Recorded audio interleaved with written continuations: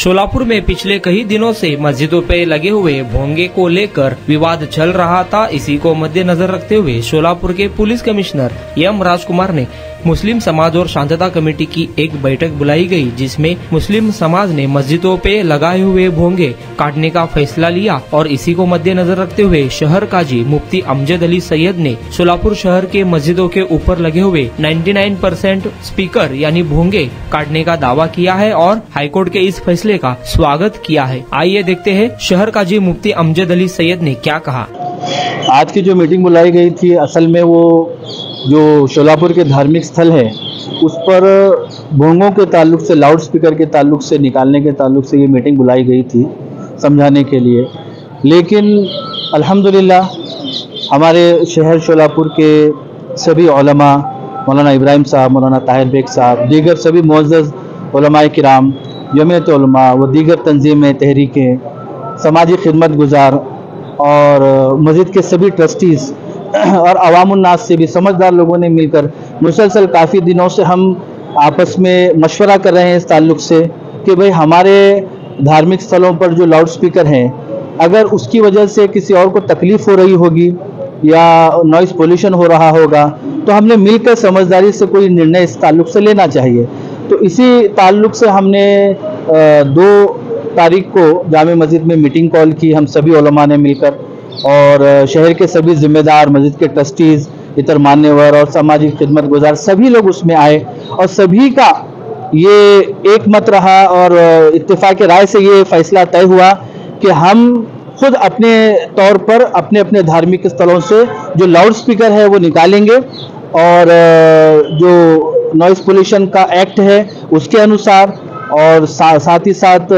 जो Mumbai high court का जो निर्णय आया है कि जो डिसिबल लेवल है नॉइज़ का वो कितना मेंटेन किया जाए, वो तमाम चीज़ों का ध्यान रखते हुए हम सभी लोगों ने उसी वक्त ये फैसला ले लिया था। और आज हम जब यहाँ पर आए तो सीपी साहब ने बड़ी अच्छी बात कही कि वो ये बताने जा रहे थे आज कि जो लाउड स्पीकर हैं वो लाउड स्पीकर अगर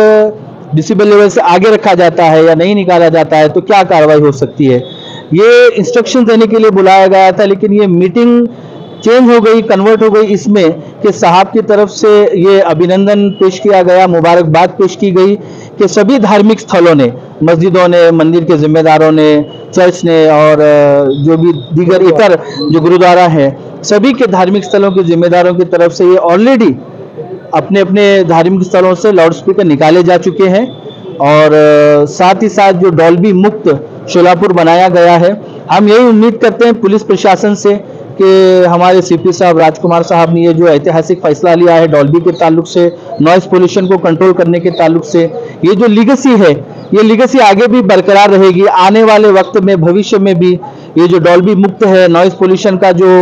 सख्ती के साथ अमल बजावनी हो रही है, आगे भी हम सभी शोलापुर शहर वासियों की ये जिम्मेदारी है, सिर्फ पुलिस प्रशासन की जिम्मेदारी नहीं है, हम सब की भी जिम्मेदारी है कि हम अपनी वजह से दूसरों को तकलीफ ना हो इसका पूरा ख्याल रखें। और यही चीज़ का आज सभी धार्मिक स्थलों की तरफ से यहाँ पर मुजाहरा किया गया है। तो मैं सभी शहर वासियों से भी ये गुजारिश करता हूँ कि वो इस बात का ख्याल रखें।